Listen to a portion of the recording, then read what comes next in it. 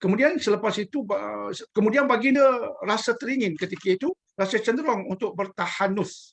Tahanus bermaksud berkhalwah ataupun menyendiri untuk bertafakur dan sebagainya. Dan baginda akan pergi selama beberapa malam di Gua Hira, kemudian kembali, bukanlah pergi lama sangat, tapi pergi beberapa malam di Gua Hira, kemudian kembali kepada keluarga, kemudian mengambil bekalan semula, kembali beberapa hari semula di Gua Hira. Begitulah ia berlaku berulang-ulang kali. Kemudian pada suatu ketika, dalam ketika baginda berulang-ulang kali bertahanus di Gua Hira, tiba-tiba pada suatu ketika Jibril, ini riwayat yang sama daripada Aisyah radhiyallahu anha, maka Jibril datang kepada baginda yang berkata, "Iqra", bacalah. Dan Nabi SAW menjawab, "Ma ana biqari", aku tidak tahu membaca. Maka Jibril menarik baginda SAW dan memeluk baginda, dan sehingga baginda susah bernapas, dilepaskan dan ditanya lagi sekali, "Iqra", maka baginda menjawab, "Aku tidak tahu membaca." Ini dilakukan berulang kali, dan selepas baginda ditarik dan dipeluk untuk kali ketiga, ditanya untuk kali ketiga, baginda mengatakan, "Aku tak tahu membaca." Maka selepas kali ketiga itu, baginda Nabi SAW pun dilepaskan oleh Jibril. Lalu berkata Jibril, "Iqra bismi rabbikal ladzi khalaq, khalaqal insana min 'alaq, iqra wa rabbukal akram, alladzi 'allama bil qalam, 'allamal insana ma lam ya'lam." Itulah 5 ayat pertama yang terdapat dalam surah Al-Alaq, yang merupakan ayat-ayat paling awal, wahyu paling awal yang turun ke atas Nabi SAW. Hadis ini diriwayatkan oleh Imam Bukhari dan ia juga diriwayatkan oleh Imam Muslim. Satu riwayat yang teramat kuat. Ya, memang ada perbincangan tentang hadis ini sebab ia diceritakan oleh Aisyah. Aisyah yang menceritakan tentang semua ini. Aisyah yang berkata.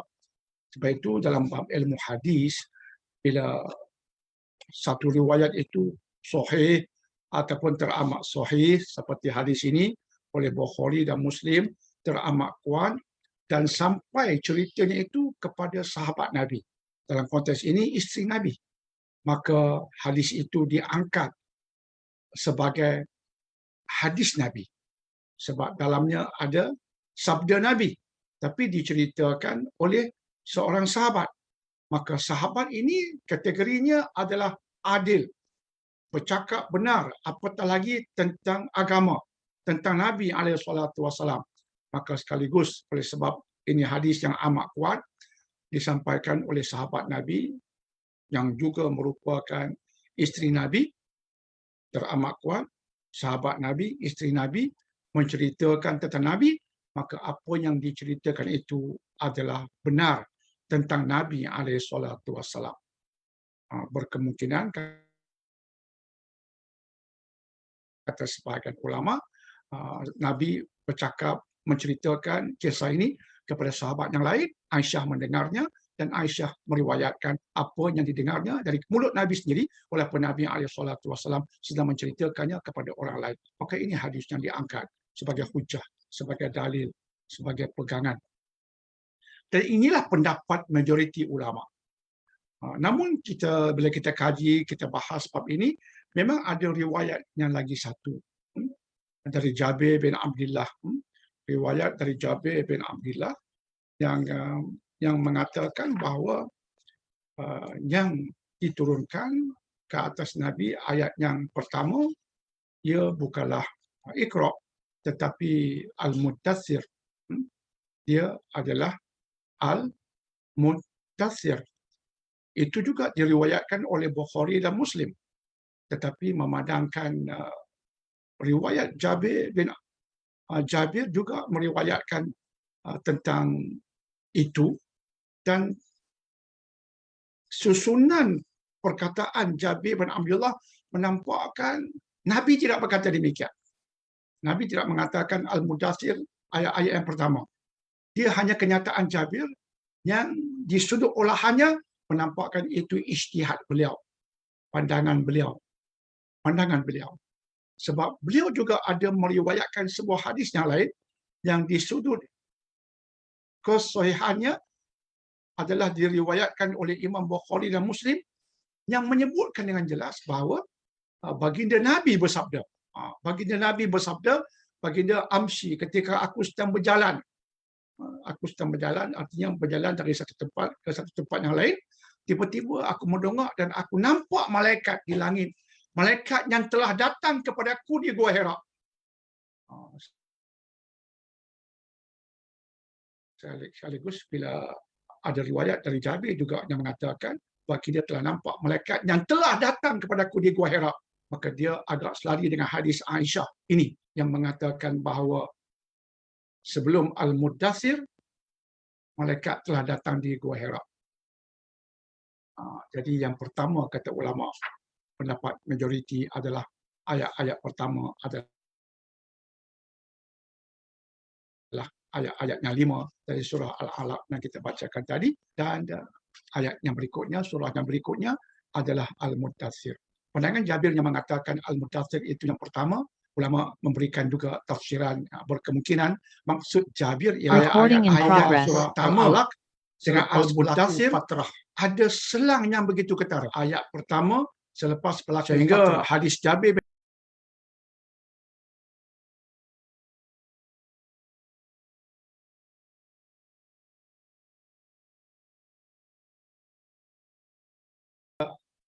ayat-ayat wahyu pertama Al-Alaq dan wahyu kedua Al-Mudaththir ada selang yang masa itulah turunnya sehingga hadis Jabir bin Abdullah juga besar kemungkinan kata ulama yang Muslim bila Jabir mengatakan ayat-ayat pertama itu Al-Mudaththir agak signifikan kemungkinan yang Jabir maksudkan ialah selang masa ayat pertama selepas antara wahyu pertama dan wahyu kedua. Sebabnya menceritakan tentang fatrah wahyu itu juga Jabir bin Abdullah Al-Mudaththir. Ini mereka mengatakan besar kemungkinan mungkin berkait ulama yang mengkaji mungkin bila Jabir mengatakan lepas ayat-ayat pertama tu Al-Mudaththir, Jabir menyebutkan tentang yang Jabir maksud selang wahyu ayat-ayat pertama Al-Mudaththir, maka jelas fatrah wahyu. Al-Mudaththir itu yang pertama sebabnya menceritakan yang pertama tentang fatrah, tapi yang pertama juga Jabir bin Abdullah. Jadi ini diangkat semuanya diterima mungkin berkait. Jadi tapi diletakkan pada perspektif yang maka ayat pertama Jabir menyebutkan tentang ayat yang 5 yang selang wahyu dari surah. Lepas itu Al-Mudaththir, maka jelas Al-Mudaththir itu yang pertama yang telah disebutkan yang pertama tadi. Tapi yang pertama pendapat jumhur ulama yang jadi sampai semuanya hari inilah menjadi pegangan. Tapi kita sebut Iqra di Gua Hira ayat-ayat pertama ialah rata-ratanya itulah ayat yang 5 yang awal insya-Allah itu agak clear. Cuma menjadi perbincangan yang hangat ialah tentang sampai ayat kelima yang telah kita bacakan tadi. Lagi satu itu pendapat jumhur ulama tentang ayat yang terakhir sampai apakah nilai ayat yang terakhir yang diturunkan kita sebut ke atas baginda Nabi alias ayat pertama. Rata-rata ini ada pelbagai pandangan. Berbagai sangat pandangan. Itu agak mari kita lihat satu persatu. Menjadi perbincangan yang Imam Bukhari merekodkan daripada sahabat Abdullah Ibn Abbas lagi bahawa ayat yang terakhir ialah ayat yang terakhir 278. Apakah dia ayat yang terakhir yang diturunkan? Ia berkaitan dengan riba, iaitu ayat riba. Ini ada berbagai pandangan. Satu pandangan. Berbagai sangat Imam Sa'id bin Musayyib rahimahullah taala Imam Bukhari ayat terakhir ialah ayat 282. Juga bahawa ayat yang terakhir ialah ayat yang berkaitan dengan 278. Ayat terakhir berkaitan dengan hutang. Imam Bukhari dan Muslim pula meriwayatkan daripada Al-Bara' bin Azib bahawa ayat terakhir ialah ayat 1. Imam Sa'id bin Musayyib rahimahullah taala mengatakan ayat terakhir ialah ayat 282. Kalalah. Juga dari surah Al-Baqarah ada berkaitan dengan ayat yang berkaitan dengan satu pandangan. Jadi ayat terakhir kita lihat berbagai pendapat tentang ayat terakhir. Imam Bukhari dan Muslim pula meriwayatkan daripada Al-Bara' bin Azib dari surah Al-Baqarah. Ayat terakhir ada yang mengatakan ayat 176 dari surah Al-Baqarah. ada yang mengatakan dalam bab kalalah, iaitu harta pusaka dari surah An-Nisa. Satu rekod dari Ubay bin Ka'ab mengatakan ayat terakhir, ayat 129 dari surah At-Taubah. Ayat terakhir. Ia ayat mengatakan sifat rahmah Rasulullah. Ia berkait dengan Nabi yang mengatakan yang bersikap hutang kepribadian Nabi, ada yang bersifat rahmah terhadap umat Islam dan tegas terhadap orang kafir. Satu rekod dari Ubay bin Ka'ab, pandangan dari Ubay bin Ka'ab, ayat 129 dari surah At-Taubah. Tapi dalam kitab Ulumul Quran yang telah saya sebutkan tadi, Ulumul Quran, perbincangannya tentang Al-Quran yang bersifat rahmah, dalam kitab Ulumul Quran disebutkan tidak ada satu rekod yang datang dari Nabi alaihissalam. Itu pandangan dari Ubay bin Ka'ab. Nabi bersabda ayat akhir, inilah dia 129. Riwayat seperti itu tiada. Tapi dalam kitab Ulumul Quran yang telah saya sebutkan tadi, Ulumul Quran, perhatikan satu persatu tentang dia datang daripada sahabat. Dalam kitab Ulumul Quran memberikan pandangan tidak ada satu rekod mereka hidup bersama Nabi alaihissalam, mendengar, kemudian yang mereka faham ayat terakhir. Kadang-kadang dia sahabat berijtihad. Riwayat seperti ijtihad artinya mengeluarkan pandangan. Riwayat mereka bukan pendusta. Mereka bukan pendusta. Bila kita perhatikan satu persatu, tapi mereka daripada sahabat. Faham seperti ini. Itu memberikan pandangan ijtihad. Diizinkan hidup bersama Nabi alaihissalam, mendengar apa yang mereka faham, yang mereka faham sepanjang yang mereka faham. Begini kata sahabat Abdullah bin Abbas, ini ayat mengeluarkan pandangan. Kata sahabat Ubay bin Ka'ab, ini ayat terakhir. Mereka bukan kata sahabat Bara' bin Azib, ini ayat terakhir. Faham seperti ini pandangan, dan tiada satu pun riwayat tentang ayat terakhir itu yang di atas apa yang mereka faham kalam Nabi sendiri sepanjang yang mereka faham. Begini kata sahabat Abdullah bin Abbas, ini ayat terakhir.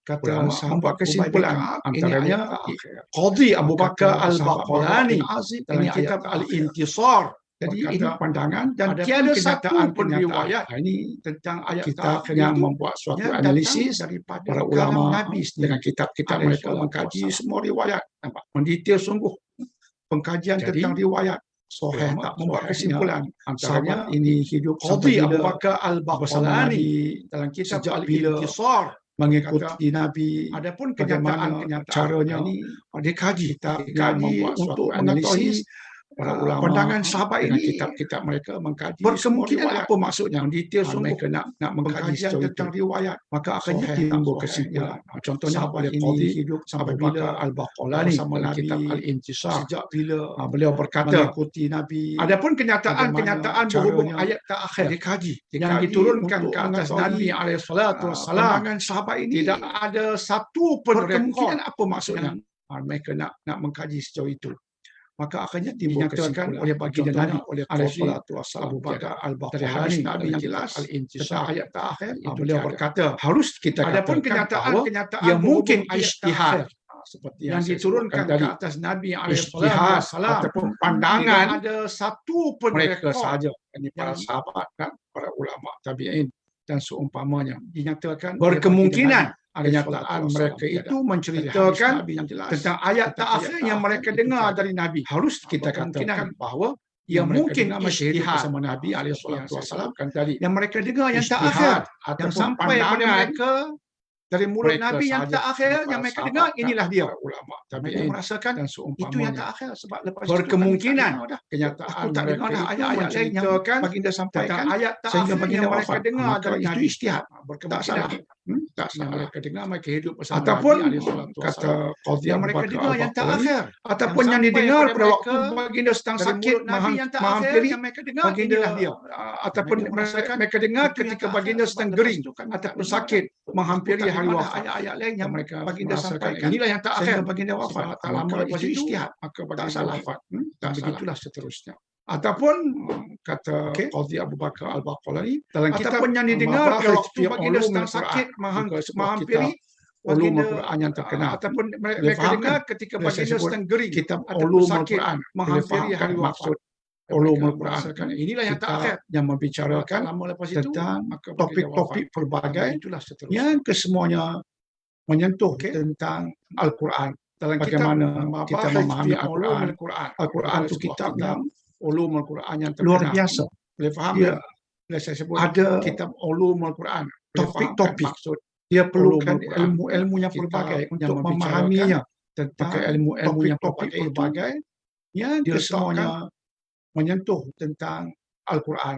dalam Bagaimana topik besar kita memahami dipanggil Al-Quran. Ulumul Quran. Al-Quran itu Antara kitab yang terkenal masa kini ialah luar Mabahith biasa. fi Ulumul Quran karangan Syekh Ada Mana' Al-Qattan. Bila topik-topik mengatakan sebagian perlukan ayat yang ilmu-ilmu dianggap yang ayat pelbagai terakhir untuk diturunkan memahaminya. berkemungkinan Maka ayat ilmu-ilmu yang terakhir pelbagai berkaitan itu bab-bab tertentu. macam Diletakkan Dr. Daniel sebutkan tadi, para ulama dia mengkaji dalam topik besar. ini kenyataan dipanggil sahabat. Ulumul Quran. Sahabat ini Antara bersama kitab Nabi yang sampai terkenal bila? masa kini ialah Mabahith fi Ulumul Quran karangan Syekh Dikajikan. Mana' Berkemungkinan jika ada Bila sahabat menyatakan sebagian ulama ayat yang tabi'in dianggap ayat menyatakan terakhir ini ayat diturunkan, terakhir, mungkin dia berkemungkinan berkaitan ayat terakhir dalam bab-bab tertentu. tertentu. Macam Dr. Contoh, Daniel sebutkan bila tadi, dikatakan para ulama dia ayat mengkaji terakhir adalah Kalau ayat ini kenyataan 176 sahabat. surah An-Nisa. Sahabat ini bersama Nabi Ayat sampai bila? 176 surah An-Nisa berkaitan dengan kalalah, berkaitan dan harta pusaka. berkemungkinan jika ada Jadi, sahabat menyatakan dalam ulama kitab tabi'in Mabahith menyatakan ini ini dikatakan ayat terakhir, mungkin dia berkemungkinan berkaitan sahabat ayat sedang bercakap terakhir dalam tentang bab tertentu. ayat terakhir dalam bab Contoh, harta bila pusaka. dikatakan Inilah dia. ayat terakhir adalah ayat Jadi, 176 surah cuma An-Nisa. kita Ayat 176 surah An-Nisa tak dapat berkaitan dengan kalalah. mungkin apa yang Berkaitan beliau harta masukkan pusaka. itu tidak kesampaian Jadi, kepada kita dalam kita hari ini. Mabahith Tapi ini itulah yang dikatakan dimaksudkan oleh mereka. berkemungkinan Bahawa sahabat boleh sedang dikatakan bercakap tentang tentang ayat terakhir dari terakhir surah dalam An-Nisa bab berkaitan harta pusaka. Inilah dia. Mungkin yang mereka maksudkan Jadi, ialah ayat cuma terakhir kita dalam konteks harta pusaka. Ini terakhir. Terakhir juga. mungkin bukan apa terakhir yang beliau dalam masukkan itu konteks tidak Al-Quran kesampaian kepada secara kita keseluruhan hari ini. Tapi dalam konteks Tapi bab itulah ini yang dalam dimaksudkan oleh Al-Quran. mereka. Bahawa boleh dikatakan ini ayat terakhir dari Jadi, surah An-Nisa Contohnya berkaitan seperti harta yang kita pusaka. sebutkan tadi, Mungkin ayat yang mereka 176 maksudkan dalam surah ialah An-Nisa ayat tentang terakhir kalalah. dalam konteks harta Berkemungkinan pusaka. ulama yang Ini mengatakan terakhir. demikian Terakhir juga. termasuk ia Tapi ayat bukan terakhir dalam bab dalam warisan konteks Al-Quran secara keseluruhan. Tapi dalam konteks bab ini. dalam Ada juga Al-Quran. yang mengatakan ayat terakhir ialah ayat 3 dalam surah Al-Ma'idah. Jadi, Ini pun agak Contohnya popular seperti yang kita sebutkan tadi. Ayat ada yang yang mengatakan mengatakan ayat ayat terakhir terakhir ialah ialah ayat ayat 3 berkemungkinan dalam surah ulama yang Al-Ma'idah, mengatakan iaitu demikian Al-Yawma bermaksud akmaltu ia lakum ayat dinakum terakhir dalam bab warisan. Sebahagian Sebahagian mengatakan demikian sebab Okey. Al-Yawma akmaltu lakum. Ada juga yang Al-Yawma mengatakan ayat terakhir akmaltu ialah ayat lakum 3 dinakum dalam bermaksud surah Al-Ma'idah. pada hari ini telah aku Ini pun agak sempurnakan popular. agamamu. Ada yang Untuk mengatakan kamu. ayat terakhir Jadi, ialah ayat 3 menampakkan ayat dalam ini surah menceritakan Al-Ma'idah, iaitu bahawa Islam dah Al-Yawma sempurna. akmaltu lakum dinakum. Sewajarnya jika Islam dah sempurna, Sebahagian mengatakan sewajarnya demikian ia sebab adalah ayat yang terakhir. Al-Yawma akmaltu Sebab lakum. itu sebagai ulama Al-Yawma merumuskan akmaltu lakum ayat dinakum 3 bermaksud dalam surah pada hari ini Al-Ma'idah telah aku yang sempurnakan berbunyi agamamu Al-Yawma akmaltu lakum untuk dinakum wa Jadi, atmamtu alaikum menampakkan ayat ayat ini menceritakan menceritakan lakumul bahawa Islam Islam dah madinah sempurna. yang isinya jelas Sewajarnya mengatakan jika pada Islam hari dah ini sempurna, telah sewajarnya aku ia adalah sempurnakan ayat agama yang kamu terakhir. untuk kamu. Sebab itu Jadi sebagai Allah ulama dah menegaskan agama merumuskan Islam dah sempurna. ayat 3 dalam Maka surah jika dah sempurna, Al-Ma'idah dia sepatutnya yang ayat berbunyi, terakhir. Al-yawma akmaltu lakum pendapat ini dinakum masyhur wa dalam atmamtu masyarakat Islam alaikum pada ni'mati hari ini. Tetapi ia pendapat Islam yang kurang Madinah tepat. Yang isinya jelas mengatakan pada hari ini kerana kalau telah kita aku kaji sempurnakan agama yang, kamu untuk yang kamu. penting kita merujuk Jadi pada ulama Allah dah muktabar. menegaskan agama Islam Dia dah bukan sekadar sempurna. kenyataan, tapi kenyataan Maka jika yang dah dikaji. sempurna, dia sepatutnya ayat Kadang-kadang terakhir. kita baca satu Pendapat kenyataan, ini kita masyhur pegang terus dalam masyarakat Ini Islam satu pada yang hari ini. salah. Sebab tu sering Tetapi Dr. ia Daniel pendapat sebutkan yang kurang tentang tepat. nak faham agama, dia bukan sekadar Kerana dalil, dia bukan sekadar kalau kita kaji ulama yang berkata, yang ulama penting kita berkata, merujuk pada lagi ulama bahaya kalau muktabar. ustaz berkata, Dia bukan lagilah sekadar bahaya. kenyataan, tapi Ustaz kenyataan pun yang bukan ulama. dikaji. Jauh sekali ulama Kadang-kadang muktabar. kita baca satu Sebab itu saya kenyataan kurang senang kalau kita kita pegang belajar terus. agama, akhirnya Ini kita satu yang salah. berpegang Lepas tu dengan sering apa? Dr. Daniel Dengan apa sebutkan yang ustaz tentang kata. nak faham Saya agama. memang dia kurang bukan senang. sekadar dalil, dia bukan sekadar Sebab ulama ustaz berkata, ini dia boleh tersilap. ulama berkata, tersilap. lagi bahaya kalau ustaz berkata, lagilah bahaya. Banyak ustaz itu pun bukan ulama. Dia bukan ulama Jauh sekali pun. ulama Jauh sekali muktabar. ulama muktabar. Sebab itu saya kurang senang Sedangkan kalau para kita belajar ulama agama, mengkaji akhirnya kenyataan ulama kita dahulu, berpegang menapis dengan apa yang itu ustaz ulama kata. dahulu yang Saya besar-besar. memang Tambah orang ustaz sekarang sekarang. lagilah kita kritik kok. Sebab Jadi ustaz memang ini ada dia ulama boleh mengatakan tersilap. ayat 3 surah Al-Ma'idah ayat terakhir. banyak. Tetapi yang seperti yang Dia bukan Dr. ulama Daniel pun. sebutkan, Jauh sekali tadi, ulama muktabar. kenyataan para Sedangkan ulama, para ulama dikaji, mengkaji kenyataan ulama dia dahulu, buat analisis, menapis. bukan terus Itu dipercayai. ulama dahulu yang besar-besar. Ini Tambah ustaz yang sekarang ada lagi berkaitan dengan apa kritik. yang Dr. Jadi Daniel memang ada sebutkan ulama sebagai mengatakan ayat 3 surah metodologi. Al-Maidah, Islam ayat bukan terakhir. sekadar kenyataan Ulama, ulama, tapi seperti dia yang ada Dr. Daniel metodologi. sebutkan tadi, Maka ulama mengkaji, kenyataan membuat para analisis, ulama maka dikaji, yang mengatakan ayat dia buat 3 surah analisis, Al-Maidah, bukan terus ayat dipercayai. terakhir, pendapat ini masyhur dalam Ini masyarakat Islam. yang ada berkaitan Tetapi dengan ia apa pendapat yang Dr. kurang Daniel tepat sebutkan sebagai selepas dikaji, metodologi. maka didapati Islam yang bukan mengatakan sekadar kenyataan ayat terakhir ulama, kurang tapi tepat, dia ada Kenapa? metodologi. Kerana Maka ayat ulama ini mengkaji, diturunkan membuat ketika analisis, haji selamat tinggal, maka yang mengatakan ataupun ayat 3 surah Hajjatul Wida, Al-Maidah, ayat terakhir, pendapat dan ini masyhur diturunkan dalam masyarakat ketika Islam. baginda Nabi Tetapi alaihi ia salatu pendapat wassalam yang kurang berada di tepat. padang Arafah. Selepas dikaji, maka didapati Baginda yang mengatakan berada di dia padang ayat Arafah terakhir kurang tepat. pada haji Kenapa? selamat tinggal. Kerana ayat ini Dan diturunkan kajian ketika seterusnya oleh haji para selamat ulama tinggal. mendapati Baginda ataupun hidup selepas Hajjatul itu Wida lebih kurang 81 hari. dan diturunkan Selepas itu ketika baginda baginda tidaklah Nabi alaihi salatu wassalam hidup berada di lama padang ya alaihi Arafah. salatu wassalam. Tapi selepas 81 hari Baginda mengikut berada setengah di padang riwayat, Arafah riwayat lain pun pada lebih haji kurang selamat menghampiri tinggal. jumlah hari Dan itu. kajian seterusnya Lebih oleh kurang para ulama selepas mendapati 81 hari, baginda hidup baginda selepas wafat. itu lebih kurang 81 hari. Baginda wafat Selepas selepas itu, itu. Baginda tidaklah jadi hidup saya sejak lama ya sebelum ini alaihi pun salatu saya wassalam. memang Tapi pening. selepas Pening 81 hari tentang apa? mengikut Sebelum ini setengah ya. riwayat. Pening Riwayat tentang lain pun lebih ini kurang menghampiri ayat surah jumlah Al-Maidah hari nombor itu. 3 Lebih Allah kurang selepas jelas 81 hari mengatakan pada hari ini baginda telah aku wafat. sempurnakan. Okey. Tiba-tiba dah Baginda sempurna wafat ada selepas ayat itu. lain lagi. Maksudnya tak Jadi sempurna lah. saya sejak Jadi sebelum saya ini pun timbulkan saya memang persoalan. pening. Mengapa Allah kata Pening agama dah tentang sempurna? apa? Sebelum ini ya. Sedangkan selepas itu Pening ada ayat tentang lain yang ini menampakkan dia tak ayat sempurna. Surah Al-Maidah nombor pening 3. ya.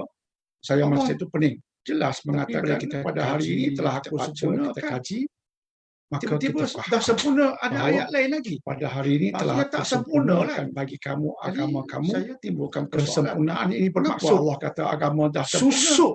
Sedangkan Jalur selepas itu tubuh ada ayat Islam lain yang menampakkan dia tak sempurna.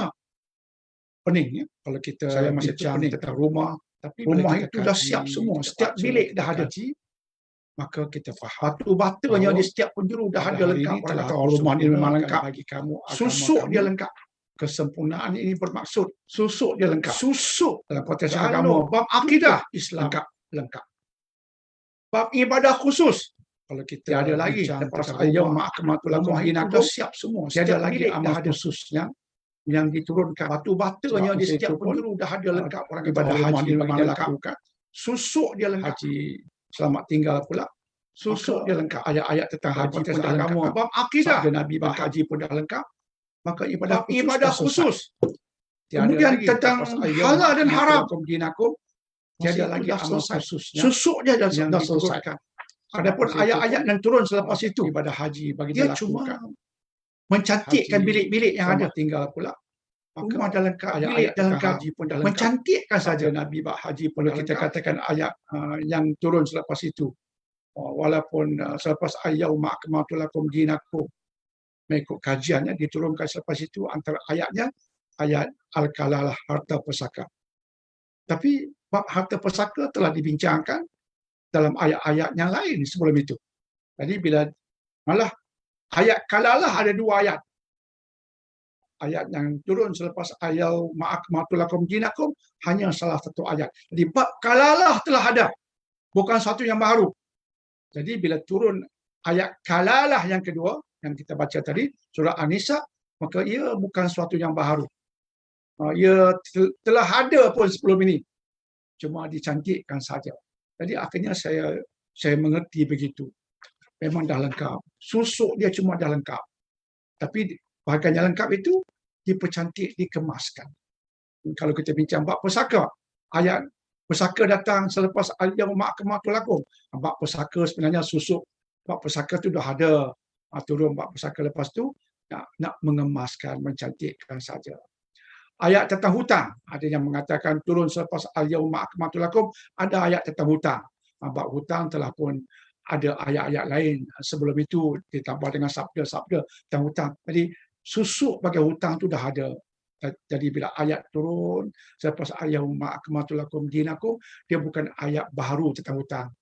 Sebab hutang dah ada dah, susuk semua dah lengkap dah, cuma dicantikkan bab itu. Jadi benarlah agama ketika turun al-yauma akmaltu lakum dinakum ayat 3 surah Al-Maidah, agama susuknya memang dah lengkap. Tanpa ayat-ayat selepas itu pun susuk jalur tubuh Islam dah lengkap sempurna. Semua bab dah disentuh. Hukum semua perkara sudah ada hukumnya. Apa yang datang selepas itu, hukum tentangnya telah ada sebelum itu. Bukan satu yang baru. Mencantikkan saja. Jadi dah lengkap betul-betul. Yang datang selepas itu, menceritakan benda yang sudah dibicarakan sebelum itu. Jadi cuma datang selepas itu, dia mencantikkan saja. Jadi al-yauma akmaltu lakum dinakum itu benarlah. Akidah dah lengkap, ibadah khusus dah lengkap. Hukum hakam yang diperlukan agama sudah lengkap. Mencantikkan itu bukan mendatangkan hukum baru, mencantikkan hukum yang telah ada. Jadi lengkap itu benar, insya-Allah. Jadi analisis saya menghasilkan apa yang saya sebutkan tadi. Akhirnya perbincangan kita belum selesai. Apakah dia ayat terakhir? Pendapat yang sahih. Akhirnya kita sampai pada kemuncaknya. Selepas kita sebutkan semua yang disebutkan tadi, akhirnya yang nak kita angkat nampaknya agak kuat, yang paling kuat ayat terakhir yang diturunkan kepada Nabi Muhammad SAW yang mengikut pendapat yang sahih adalah termasuk dalam pendapat Abdullah Ibnu Abbas radhiyallahu anhu dan pendapat para ulama yang lain seperti Imam Sa'id bin Jubair. Ayat terakhir itu ialah ayat 281 surah Al-Baqarah. Ini pendapat yang nak kita angkat. Ayat 281 surah Al-Baqarah. Iaitu wattaqu yawman turja'una fihi ila Allah thumma tuwaffa kullu nafsin ma kasabat wa hum la yuzlamun. Dan peliharalah diri kamu daripada huru-hara hari kiamat yang padanya kamu akan dikembalikan kepada Allah, kemudian akan disempurnakan balasan setiap orang berdasarkan apa yang diusahakannya, sedang mereka tidak dikurangkan balasannya sedikit pun. Ini pendapat yang paling kuat yang terakhir. Kerana apa? Sebab ayat ini diturunkan kemudian selepas 9 hari Nabi SAW wafat. Sedangkan al-yauma akmaltu lakum dinakum selepas diturunkan baginda hidup SAW 81 hari. Jelas dia bukan yang terakhir. Ini yang terakhir mengikut pendapat yang paling kuat. Ayat 281 Al-Baqarah, sebab selepas ia turun baginda hidup SAW 9 hari sahaja. Kemudian baginda wafat. Jadi kita lihat ayat terakhir datang selepas al-yauma akmaltu lakum dinakum. Pada hari ini telah aku sempurnakan agama kamu untuk kamu. Diturunkan selepas itu yang terakhir turun pula ini. Macam Dr. Jana sebutkan tadi, bab yang terakhir sungguh-sungguh ini menceritakan tentang hari kiamat. Yang mana bab hari kiamat telah pun dibicarakan dalam banyak ayat sebelum ini. Maka yang ini hanya mencantikkan apa yang telah ada secara mantap sebelum ini. Jadi bila ayat al-yauma akmaltu lakum dinakum memang dah mantap. Maka turun ayat lain selepas itu termasuk ayat 281 Al-Baqarah ini, dia bukan turun benda yang baru. Tidak. Bukan baru. Telah ada. Telah jadi pegangan pun. Cuma turun juga untuk mencantikkan apa yang sudah lengkap. Dan selepas turun ayat 281 Al-Baqarah yang telah kita bacakan tadi, selepas 9 hari, baginda Nabi SAW pun wafat.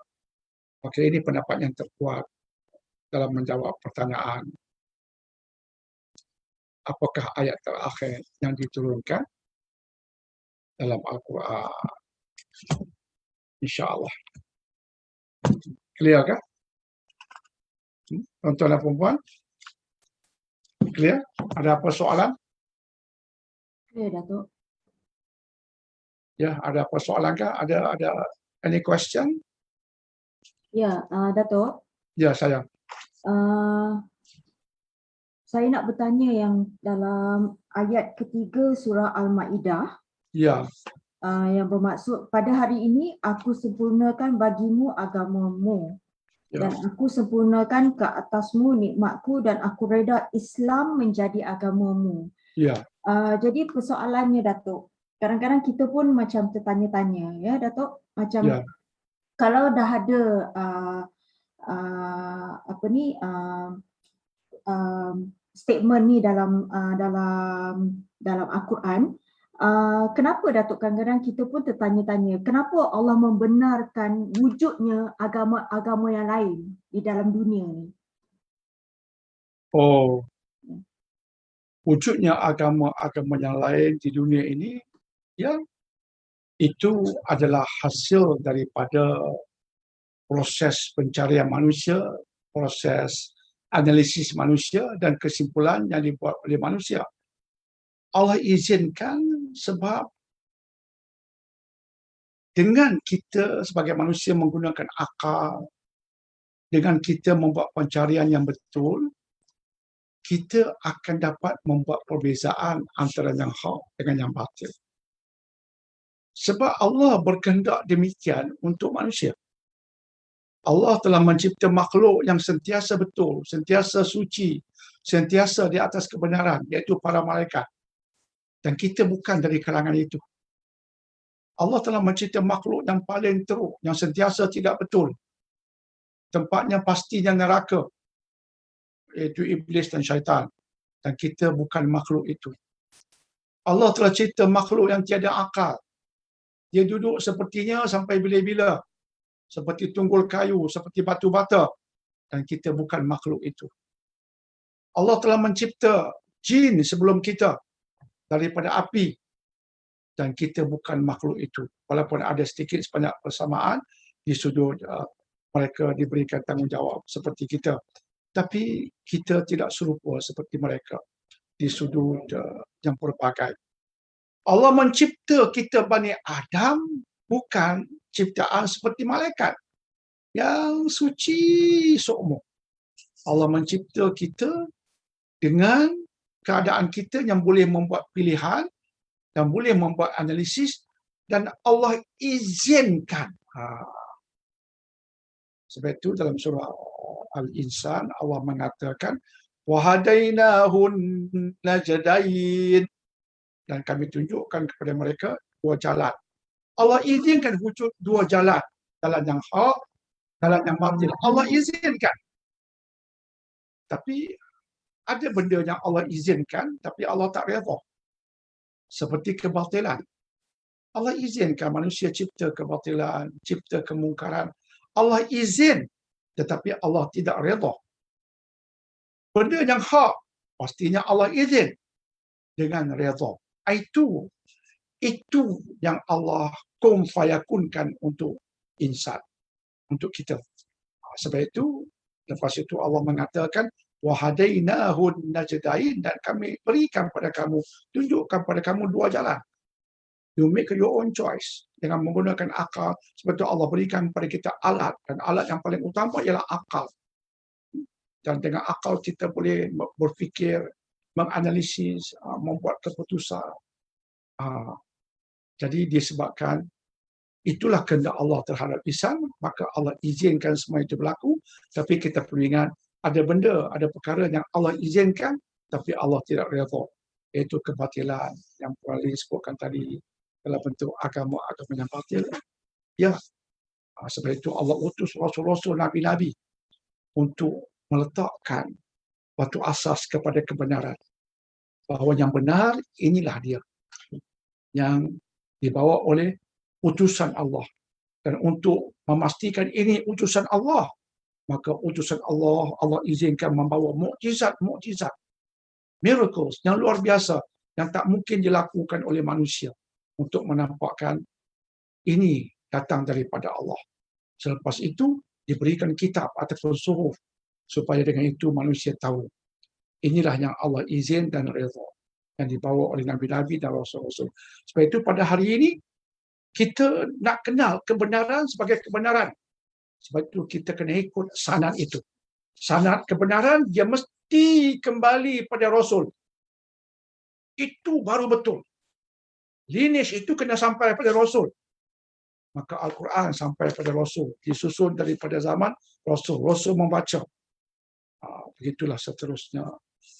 Sama juga dengan ibadah. Nabi ajar macam mana. Sebab itu penting. Dalil itu. Dengan metodologi itu.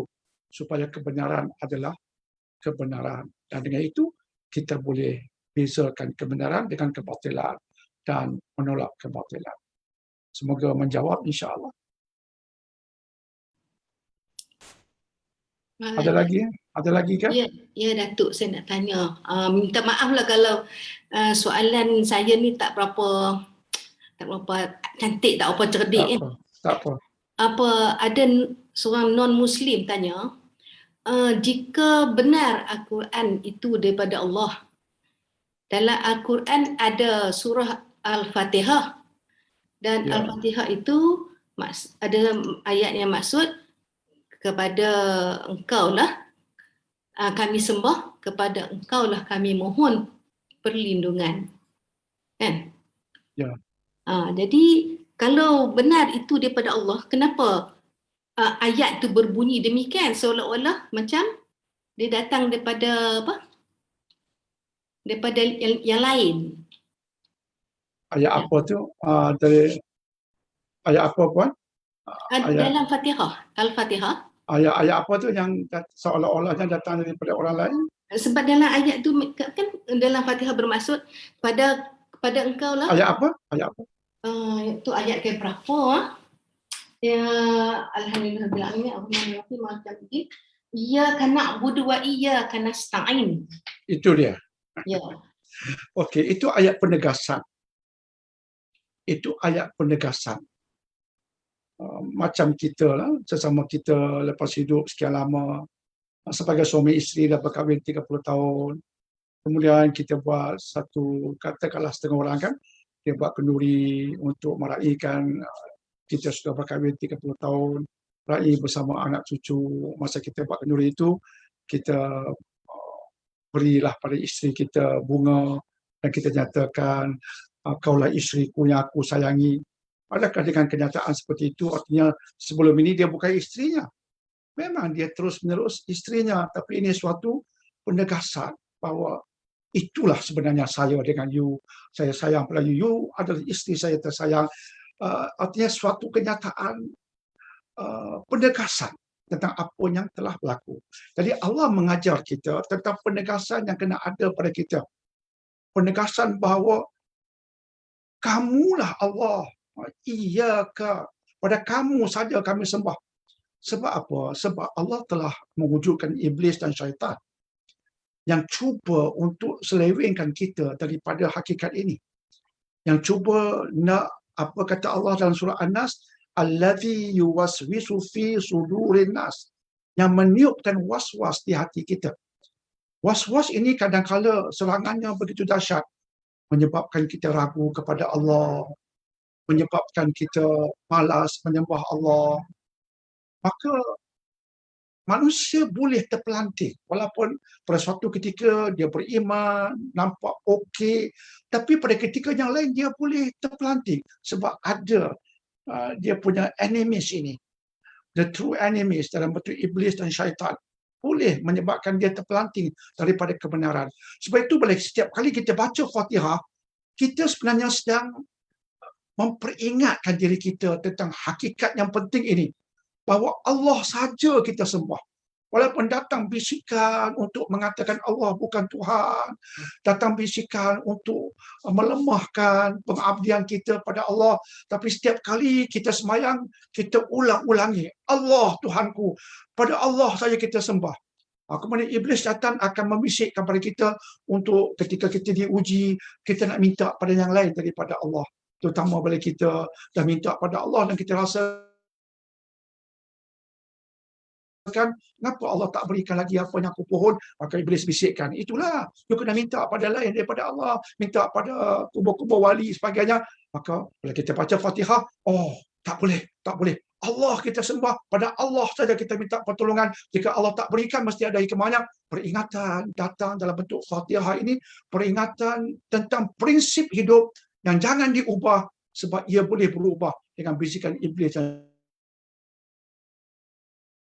syaitan. Oleh sebab dia boleh berubah, maka peringatan dalam bentuk penegasan Fatihah ini suatu yang meletakkan tiang itu sentiasa tidak tumbang, walaupun ia hendak ditumbangkan, tapi kita peringatkannya seolah-olah kita perkukuhkannya supaya ia tak mungkin tumbang sampai bila-bila. Jadi konsepnya, konsep penegasan ketika syaitan iblis datang untuk menghancurkan penegasan kita itu. Itu maksudnya, insya-Allah. Okey. Terima kasih, Datuk. Okey. Ada lagi soalan?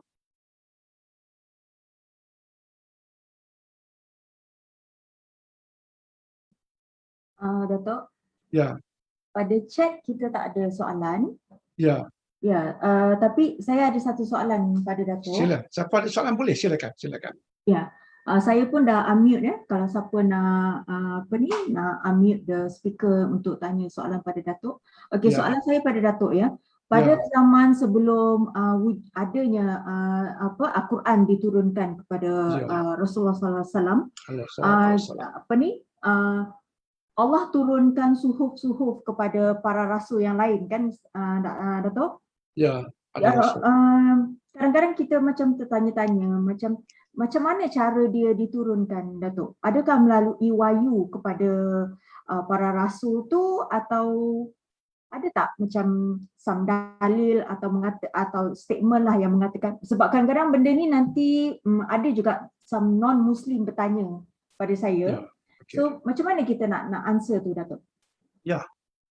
Ya, Rasul-Rasul diturunkan dengan kitab-kitab. Ada kitab-kitab yang besar seperti Al-Quran, Injil ke atas Nabi Isa, Taurat, Nabi Musa, dan kitab ke atas Nabi Daud. Jadi ini kitab-kitab yang besar. Besar artinya lengkap dengan hukum hakamnya, dan tidak banyak dalam bentuk kitab yang besar. Tapi banyak dalam bentuk suhuf, iaitu kitab-kitab yang kecil. Jadi kitab yang besar yang kita sebutkan tadi sampai Nabi Daud dengan kitab Az-Zabur. Kemudian selebihnya itu adalah dalam bentuk suhuf-suhuf. Tapi kesemuanya adalah wahyu Allah. Wahyu Allah dengan perantaraan malaikat Jibril sama. Itulah status Nabi-Nabi dan Rasul-Rasul. Mendapat wahyu Allah, kalam Allah. Sebab itu dalam surah Al-Baqarah Allah mengajar kita tentang hal ini. Apa kata Allah?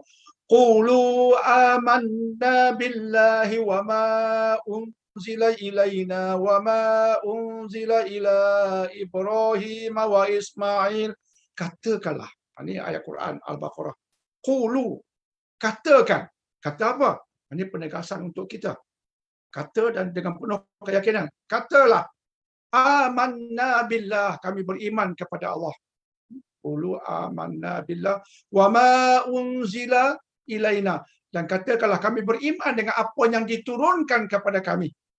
Wa ma unzila ila Ibrahim, dan kami beriman dengan apa yang diturunkan kata Ibrahim, wa Ismail, wa Ishaq, wa Yaqub, wal asbat. Kami beriman dengan apa yang diturunkan ke atas Nabi Ibrahim, Ismail, Ishak dan asbat, dan keturunan mereka dari kalangan nabi-nabi dan rasul. Ramai.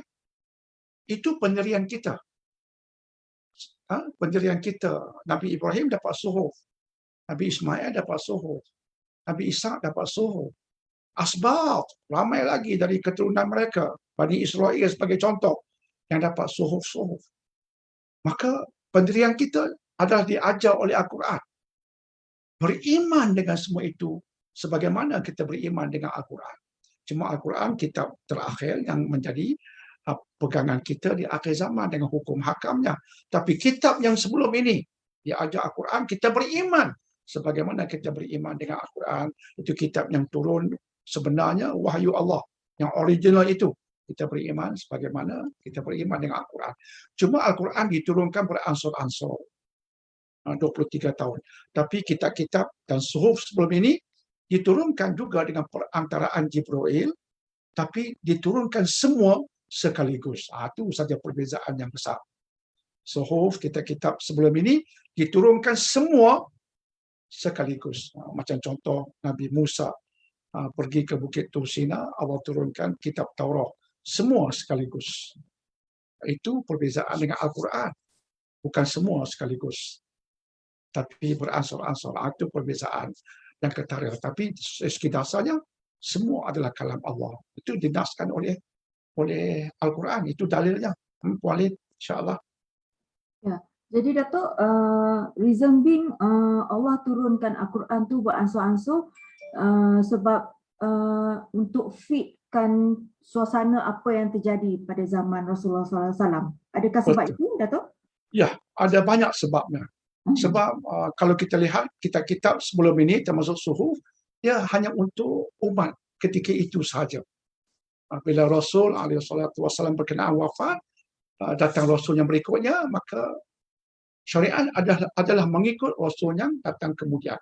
Tapi Nabi Muhammad SAW dia berbeza. Baginda membawa syariat terakhir sampai hari kiamat. Jadi maka masa yang panjang. Justru ia perlukan suatu kaedah pengukuhan yang mantap sebab ia adalah sampai hari kiamat. Lantas untuk tujuan memantapkan syariat, untuk tujuan mengukuhkan syariat, selok-belok jalan syariat, maka ia diturunkan beransur-ansur. Antara rahsianya, pertamanya, supaya para sahabat yang akan membawa Al-Quran selepas baginda SAW wafat, mereka benar-benar mampu hazam Al-Quran. Kalau turun semua sekaligus, ayat banyak, mungkin nak hazam tu agak susah. Tapi turun sedikit-sedikit nak hazam sungguh-sungguh itu agak mudah. Kemudian nak diturunkan pada umat kemudian satu persatu agak lebih mudah. Itu pertama. Dan yang kedua, bila Al-Quran diturunkan beransur-ansur, ia ada berkait dengan isu, dengan insiden. Berlaku insiden ini, itu disebutkan dalam kitab Ulumul Quran, Asbabun Nuzul, sebab-sebab turun ayat. Maka bila ada isu ini, turun ayat ini, menjawab isu, maka dia lebih kukuh lagi. Maka bila dikait dengan isu, umat kemudian mengkaji Quran dikait dengan isu. Maka bila zaman kemudian isu lebih kurang sama, maka mereka tahu bahawa untuk menangani isu yang lebih kurang sama ini, contoh Aisyah radhiyallahu anha pernah dituhmahkan berzina dengan seorang sahabat. Ada sahabat Nabi yang terikut menyampaikan tuhmah itu. Senario. Isteri Nabi dituhmah berzina. Kelang kabut juga umat Islam ketika itu, orang munafik meniupkan lagi isu-isu yang seperti itu. Akhirnya Allah turunkan ayat menghukum para sahabat. Maka turunlah hukum yang keras terhadap tuduhan kepada seorang wanita yang baik, yang tidak berzina, tuduh berzina tanpa ada 4 saksi yang adil, hendaklah dihukum dengan hukum hudud yang keras. Maka hari ini bertimbul isu tuduh wanita melakukan zina dan sebagainya, maka dia berlaku sekarang tapi disuluh oleh isu yang berlaku dahulu yang turun ayat sebab itu. Maka dia relevan sampai bila-bila.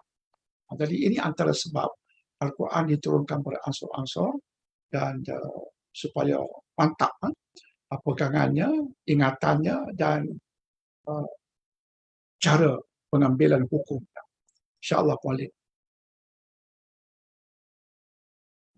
Jazakallahu khairan, Doktor. Okey. Datuk. Maaf, tadi Datuk mengatakan yang semasa peristiwa fitnah kepada Sayyidatina Aisyah tu, fitnah tu juga datang daripada para sahabat kan, Datuk? Ada. Jadi macam para sahabat juga, di kalangan para sahabat juga dia mendapat endorsement daripada Rasulullah SAW untuk melakukan ijtihad, betul tak, Datuk? Ya. Ya, para sahabat boleh melakukan ijtihad.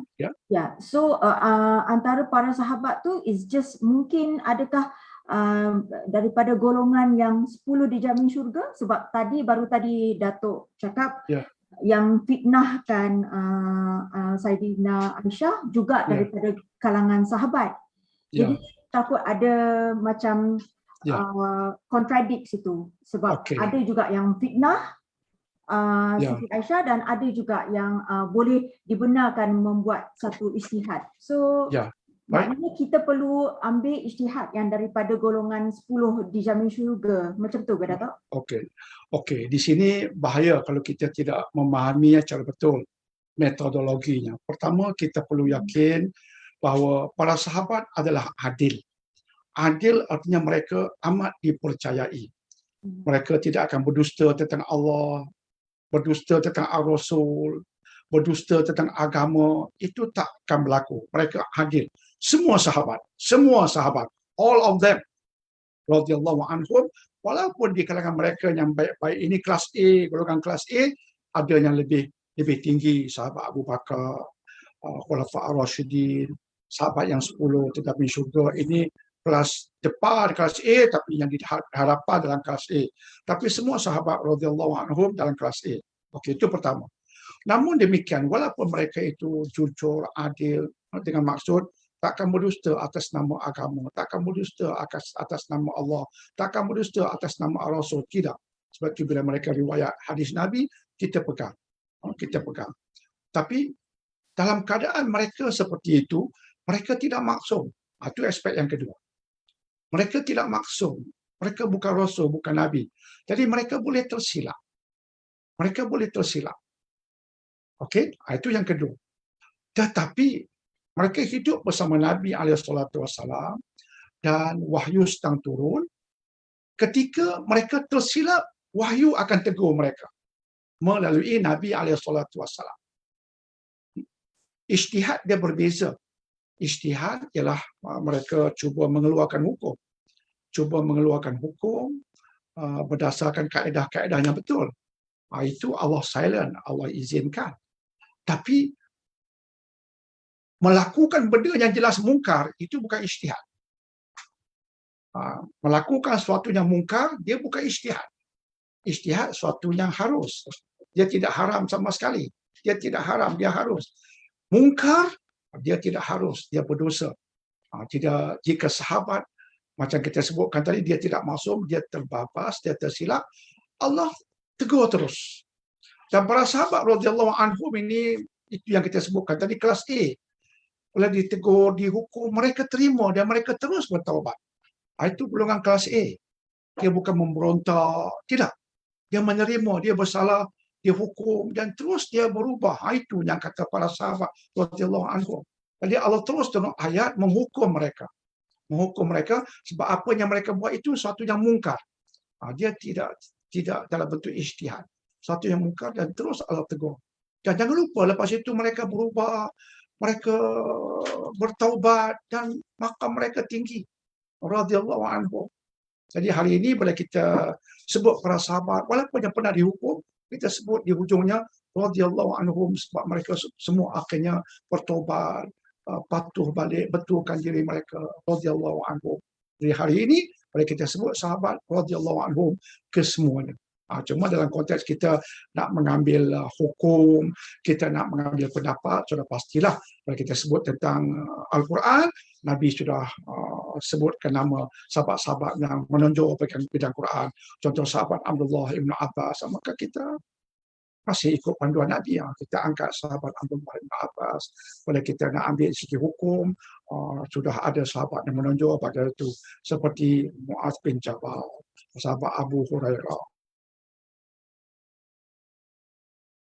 Kalau kita nak sebut tentang perincian Al-Quran, Zaid bin Thabit. Jadi ada pengkhususan dalam bidang tertentu dalam konteks sahabat. Tapi secara umumnya mereka adalah adil, berkepercayaan, tidak menipu tentang Allah, tentang agama, tentang Rasul. Tapi di sudut peribadi mereka ada kelemahan-kelemahan. Sudut peribadi mereka. Hanya sekali itu, kemudian mereka ditegur Allah, mereka bertaubat.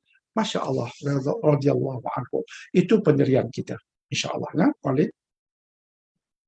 Ya, Datuk. Jazakallahu khairan. Jadi kita tak ada lagi soalan di ruangan chat. Boleh? Kita tak ada lagi soalan. Jadi Datuk, kita akhiri kuliah ni. Ya, insyaAllah Walid, insyaAllah. Ya, insyaAllah kita berjumpa lagi untuk kuliah yang akan datang. InsyaAllah Pauline, insyaAllah. Ya, insyaAllah. Jadi jazakallahu khairan pada para jemaah yang menghadiri kuliah pada hari ini dan juga kepada Datuk Dr. Daniel Sama-sama, sebab Pauline. sekarang jadual Datuk amat-amat pack ya Datuk sebab Datuk kena back and forth to Ya. KL untuk recording lagi. Ya, Dan terima kasih insyaAllah. sebab Datuk dapat mengisi pengajian untuk pihak Nur Islam Academy. Jadi kami sudahi dengan wabillahi taufiq wal hidayah. Wassalamualaikum warahmatullahi wabarakatuh. Waalaikumsalam warahmatullahi wabarakatuh. Waalaikumsalam warahmatullahi Jazakallah khairan Doktor. Waalaikum, sama-sama. Terima kasih Datuk. Sama Puan. Jazakallah khairan Ustaz. Sama-sama. Sama-sama wa iyyakum. Sama-sama. Terima kasih. Okey, saya berundur.